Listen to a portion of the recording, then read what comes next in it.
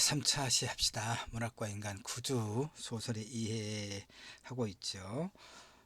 아까도 이야기했지만 8주차 소설이란 무엇인가에서는 소설의 어떤 본질과 관련된 보편적인 이야기를 좀 했고, 9주차에서는 근대 소설의 어떤 그 발생과 관련된 이야기를 하면서 특히 2주차와 3주차는 한국에서 이 소설 양식의 발전 과정, 특히 고전 소설과는 다른 신소설 양식의 어떤 특징들 살펴보고 있습니다.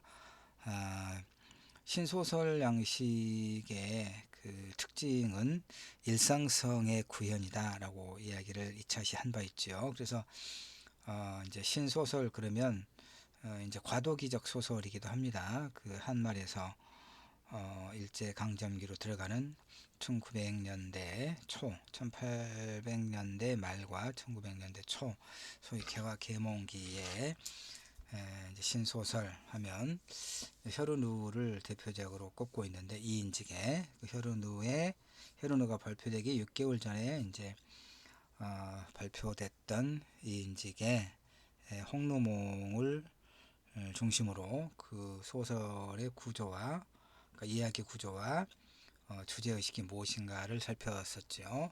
자, 3차 시에서는 이제 그 부분을 일단 마무리하고요.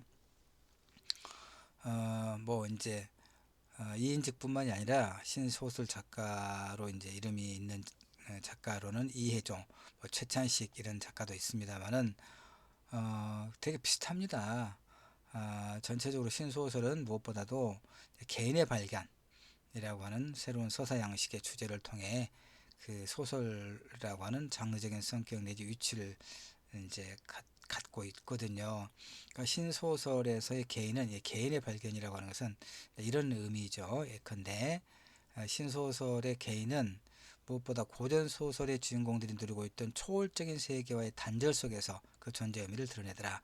예컨대 흥부전의 흥부가 횡재를 누렸던 그런 비현실적인 공간이라거나 구운몽의 양소유가 지향했던 초월적인 세계도 주어져 있지 않지요. 그래서 그들의 운명은 누구요?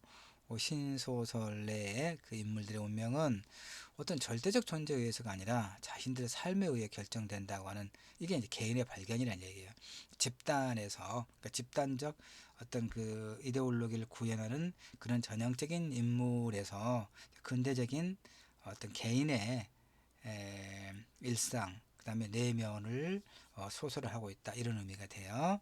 자, 개화 개몽운동의 목표가 되었던 바람직한 근대적 사회의 성립이 불가능한 상태, 어떤 걸 말합니까? 그러니까 자주적으로 이제 개화 개몽운동을 통해서 그러니까 자주적인 독립국가를 건설하자고 하는 그런 바람이 좌절됐죠.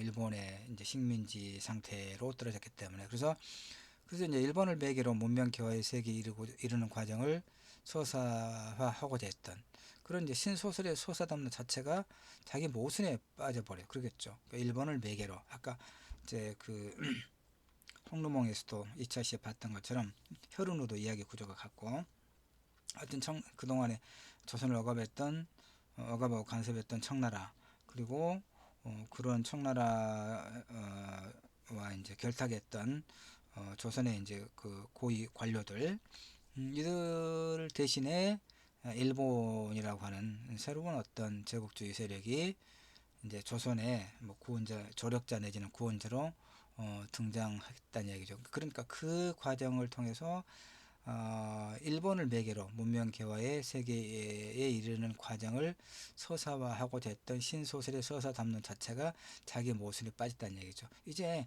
일본을 매개로 문명 개화의 그런 과정에 이르고자 하는 그런 서사가 막혔죠. 일단 바람이 왜냐하면 이미 일본을 매개로, 그러니까 그 구운몽도 그렇고 홍루몽도 그렇고 일본을 거쳐서 미국이나 영국으로 유학을 해서 근대 지식을 습득한 다음에 조선에 이제 귀국해서 개화 개몽 운동을 펼치는 이런 이야기 구조를 가지고 있는데, 이제 일본이 이제 조선을 완전히 식민 지배해 버리는 그런 상황이 되는 거예요.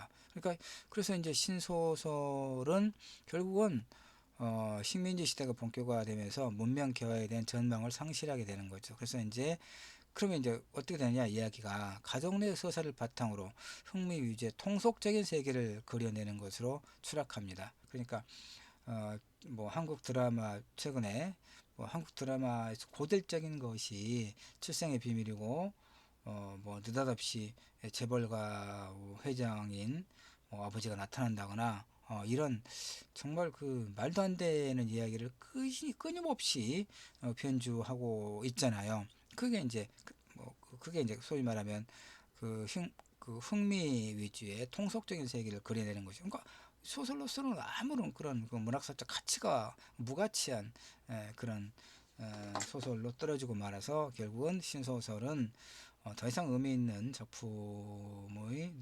작품을 이제 그 창작하지 못하고 바로 소멸하고 맙니다.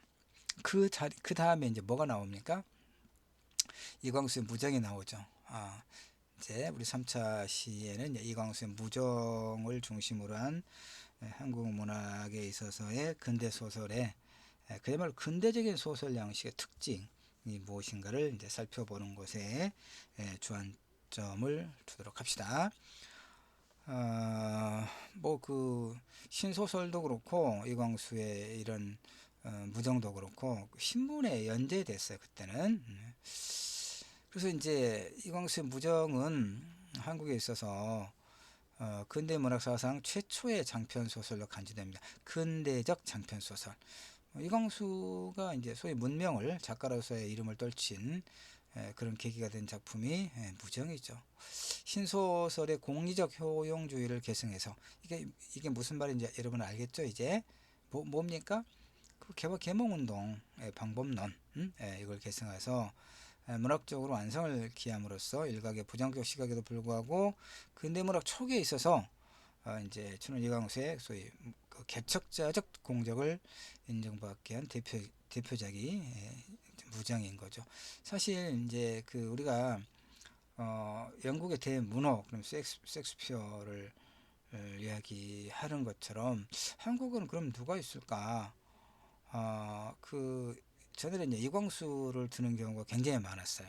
그러나 이광수가 되면 이 독재 체제가 이제 한국에서 독재 체제가 막을 내리고 이제 소위 문민정부나 민주정부가 들어서면서 이제 그 소위 친일 문학에 대한 어떤 조명이 활발하게 이루어지는 과정에서 이광수의 친일 행적이 굉장히 뚜렷이 드러나죠. 그래서 이제 뭐 한국의 모노를 이광수라고 하는 사람은 이제 거의 없죠.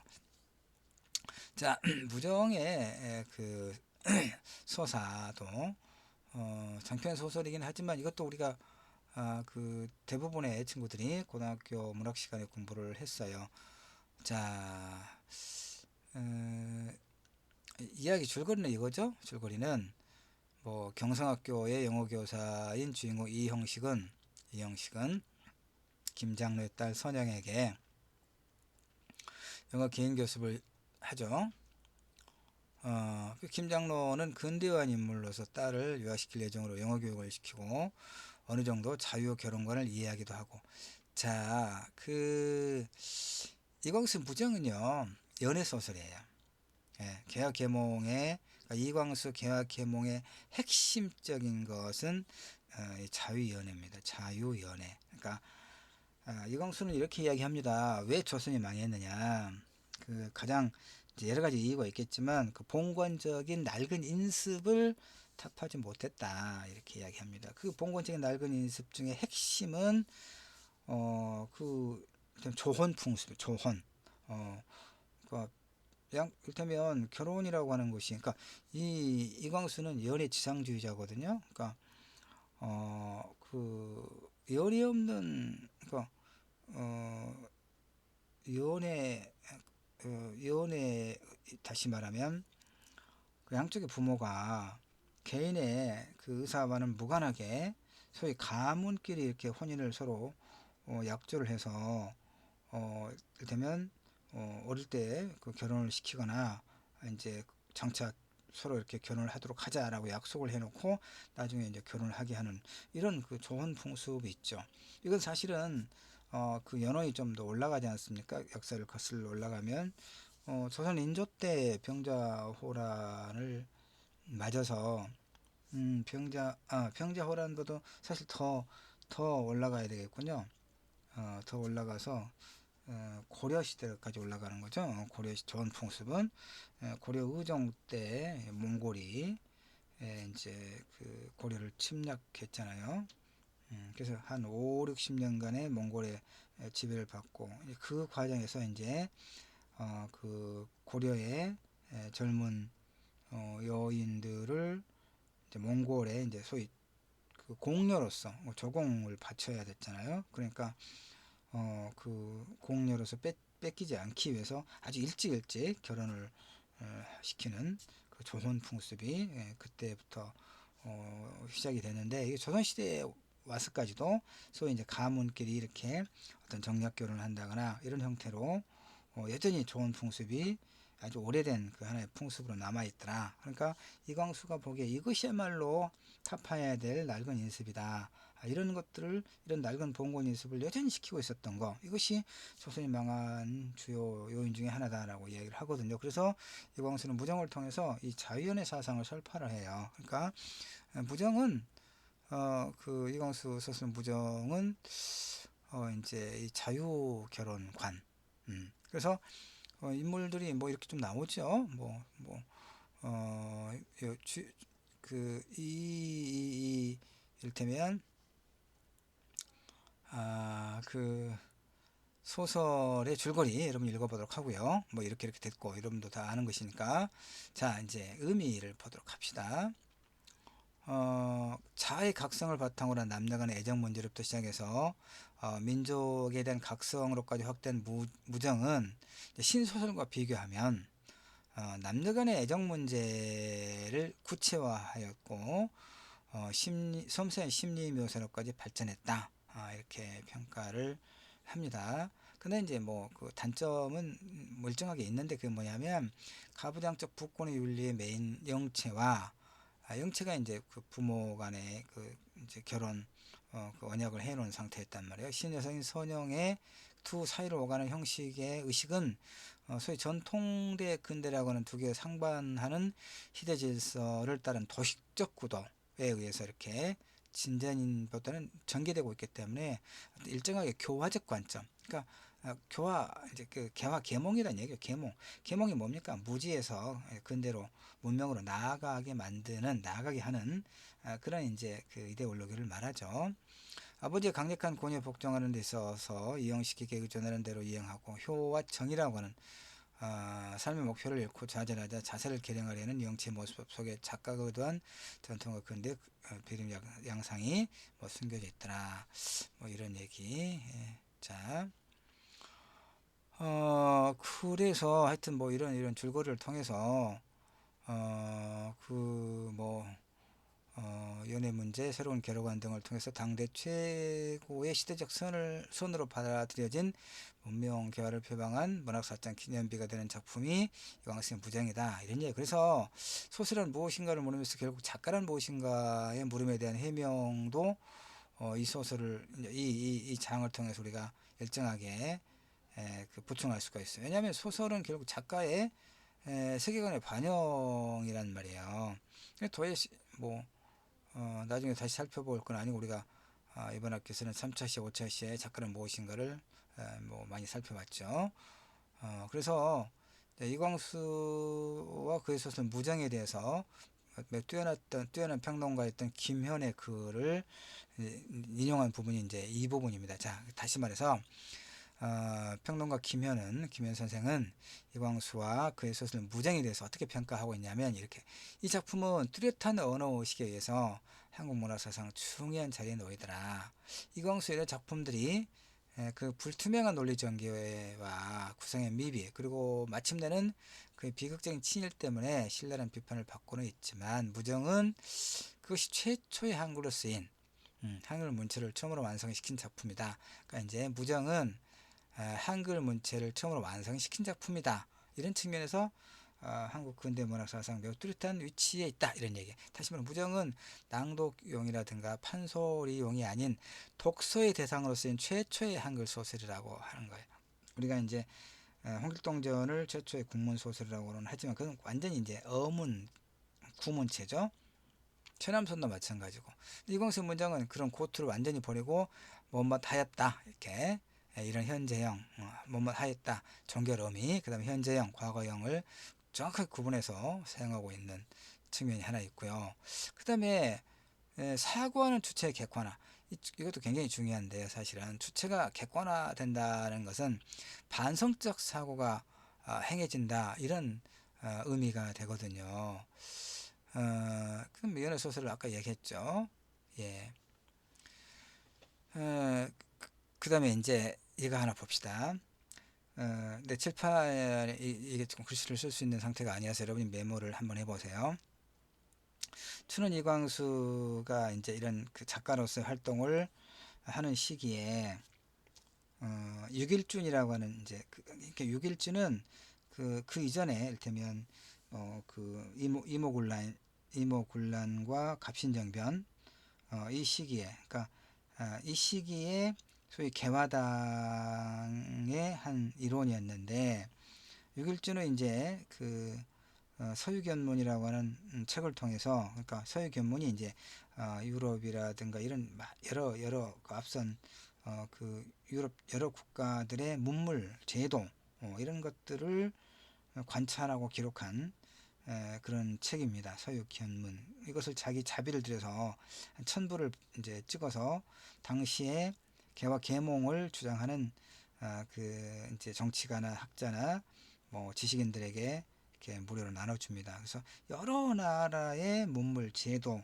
뭐 이런 것들을 통해서 우리 조선이 이렇게 근대화로 나가야 되지 않겠느냐라고 설파했던 개화사상가인데 6일준이죠. 근데 6일준이 그러니까 당시에 그 젊은 개화사상가, 정치인, 지식인, 작가들에게 끼친 영향이 상당해요. 그 다음에 그 중에 하나가 또 이제 누가 있냐면 도산 안창호가 있습니다. 도산 안창호 선생은 그리고 또 이제 그 도산 안창호는 그러니까 이런 거죠. 정리를 하면 조선이 이제 일본의 그 일본 제국주의자들의 무력에 의해서 강제로 국권이 상실되는 상황이 되잖아요. 그럴 때 이제 그 이 애국 개화 계몽주의자들에게는 두 가지 선택지가 있었어요. 하나는 무장 독립운동을 하는 거죠. 무장 투쟁을 하는 거고, 하나는 이제 도산 안창호류와 같은 소위 힘을 길러서 우리가 지금 그 압도적인 왜냐하면 청일전쟁과 러일전쟁 조선 지식인들에게 있어서요 청나라는 아주 오랫동안 엄청난 그 동양 세계 그 자체였단 말이에요. 그런데 그 청나라가 일본 군대에 깨져버리는 것을 목격을 했잖아요. 그 다음에 러시아도 마찬가지고. 그러니까 일본의 소위 우길 승천이라고 하죠. 아주 날이면 날마다 이렇게 엄청나게 그 강해지는 무력을 보고 겁에 질린 거예요. 그래서 나라가 독립을 할 수 있도록 온 힘을 다하는 것은 당연하다. 그러나 지금 우리가 무장 독립투쟁, 무장 투쟁을 통해서는 독립에 이를 수 없다. 그럼 어떻게 하냐? 준비하잖아요. 준비. 힘을 기르자 그 말이에요. 무엇을 통해서? 교육을 통해서. 이게 도산 안창호의 독립의 논리입니다. 그래서 이제 무실역행, 뭐 힘을 기려서 그래서 평양에 오산학교를 세우고 그러거든요. 그때 이광수가 이 도산 안창호의 오산학교의 학생이 되는 거예요. 그러니까 이광수는 도산 안창호의 그런 소위 개화 사상, 개화 계몽 사상, 특히 준비론 알겠죠? 준비론 힘을 길러서 교육을 통해서 힘을 길러서 장차 독립에 나아가자고 하는 점진적인 독립운동 이론을 그대로 흡수해서 자신의 소설과 논설을 통해서 그렇게 또 이제 주장을 전개했던 인물이 춘원 이광수예요. 그러니까 이광수의 사상의 은사는 도산 안창호고 도산 안창호에게 개화 계몽 사상을 일정하게 영향을 끼친 사람이 유길준이다. 이렇게 이야기할 수 있는데 그래서 이제 그 무정은 뭐 이런저런 그러니까 아까 이제 평론가 김현의 그 어떤 평가 무정의 그런 이제 한국 최초의 근대 장편 소설로서의 근대적 어떤 소설로서의 특장을 봤는데, 더 중요한 것은 여러 번 이야기했지만 낡은 그 봉건적 인습을 이제 과감하게 버리고 자유연애로 나가야 된다고 하는 것이 무정. 그러니까 무정은 자유연애고 개화개몽의 어떤 이데올로기가 소설화된 것이에요. 자, 그런데 이제 문제가 있습니다. 이광수의 무정 이후에 많은 소설들이 바로 그런 소위 풍속의 개량 으로 이제 떨어지고 마는데, 그것이 어떤 단점이 있냐면 봅시다. 이광수의 무정을 비롯한 초기 작품에서 연유한 풍속의 혼란은 조선사회의 구조적 모순 중의 하나인 결혼제도가 거의 폭발 임계점에 와 있음을 나타내는 것인데, 이광수의 자유연애는 추상적인 가치로 제시됩니다. 그것이 민족의식과 결부돼요. 무슨 얘기냐? 개화개몽, 그러니까 그저 신소서 홍루몽이라든가 헤루노에서 볼 수 있는 것처럼 조선의 선남 선녀가 일본을 거쳐 미국이나 영국으로 가서 근대적 지식을 습득하고 조선에 귀국해서 개화개몽 운동을 펼친다, 이런 어떤 논리를 갖고 있었잖아요. 그런데 거기서 또 이제 내가 말하진 않았지만, 그것도 그 소위 말하면 이광수가 이야기하고 있는 자유연애 사상의 돋보여요. 그러니까 그 부모가 그 본인 당사자들의 의사와 관계없이 이렇게 결혼을 뭐 약조를 한다거나 이런 것이 아니라 자신들의 어떤 자유의지에 따라서 상대방과 연애를 하고 결혼을 한다, 이런 얘기거든요. 근데 그것이 이제 그렇게 연애를 하고 결혼하는 것에서 나아가서, 그것이 바로 그걸 통해서 민족의 그 개화 계몽으로 나아간다라고 하는 두 가지가 결부된다는 얘기예요. 그래서 사랑 어떻게 할 것인가, 결혼 어떻게 할 것인가 따위의 풍속적 질문이 이광수 이후의 소설의 주제를 이루고 있는데, 그것은 이제 이광수가 이야기한 자유연애론의 여파긴 하지만, 이것이 갖고 있는 치명적인 문제는 뭐냐면, 고멜이 허락하는 한도 내에서의 풍속적 도덕적 계절을 강조했던 거죠. 이게 무슨 의미냐면, 자유연애가 아무리 근대적 어떤 그 근대적인 그 개인주의의 굉장히 중요한 어떤 풍속의 개량 이데올로기라 하더라도 국가가 사라져 버렸잖아요. 그렇죠? 국가가 사라져 버렸어요. 그다음에 검열제도, 결국 검열제도 안에서라는 단서는, 그러니까 독립의 문제를 다룰 수가 없죠. 총독부의 탄압에 의해서. 그러니까 그런 얘기는 전혀 하지 않고 풍속의 개량만 이야기하는 거예요. 낡은 봉건적 인습을 버릴 것을 강조하고, 이제 그것이 그 중에서 가장 중요한 것이 자유연애 사상으로 나타난다, 이 말이에요. 그러니까 자유연애에 대해서 조선 총독부가 전혀 간섭하지 않는 거죠, 그거야. 근데 중요한 것은 나라가 없어져 버렸어. 나라를 찾아야 되죠. 이 가장 중요한 것을 외면하고 풍속의 개량, 자연의 사상을 강조하면, 신소설이 그랬던 것처럼 이광수의 무정과 그 이후의 소설들은 또 그렇게 통속적인 어떤 이야기로만 빠질 수밖에 없는 그런 어떤 크나큰 문제를 갖고 있다, 이런 얘기입니다. 자, 정리를 합시다. 여러 이제 뭐 그 신소설과 이광수의 무정 등을 보면서 결국은 근대 소설의 어떤 양식, 그 다음에 그 발전 단계, 이런 걸 본 건데, 그래서 근대 소설은 무엇보다 이야기, 줄거리를 갖고 있죠. 개성을 지닌 작중 인물들의 성격 형성을 통해 이야기가 전개되면서 주제가 드러난다. 이런 이야기를 뭐 했군요. 시간의 운용, 이것도 뭐 지금 다시 할 필요는 없겠고, 시간 운영과 관련해서 이제 플롯의 문제인데, 자, 어디까지 가냐면, 자, 이제 그 8주차에서도 소설의 구성의 문제도 이야기했기 때문에 이것만 정리합시다. 소설은 루카치가 2차 시에서 봤었나? 1차 시에서 봤었죠? 루카치가 소설의 이론에서 말한 것처럼 소설이란 문제적 인물이, 그러니까 문제적 인물이 뭐냐면 이거예요. 지금 현재 시점에서 어떤 결핍과 부재를 통해 불행의식을 느끼는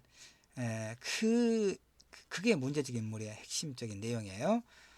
우리는 현재의 만족하지 않죠. 여러 가지 어떤 측면에서. 그래서 현재보다 더 나은 어떤 미래를 요구하잖아요. 그러니까 바로 그런 문제, 그러니까 현재 시점에서 어떤 결핍과 부재를 통해 불행의식을 느끼는 그 인물이, 그 문제적 인물이 그 문제적 상황으로부터 벗어나기 위한 여정, 이거 이야기의 전개죠. 그 여정에서 누군가 혹은 무엇인가와 갈등을 겪게 되고 마침내 그것이 폭발해서 결말에 이르는 것.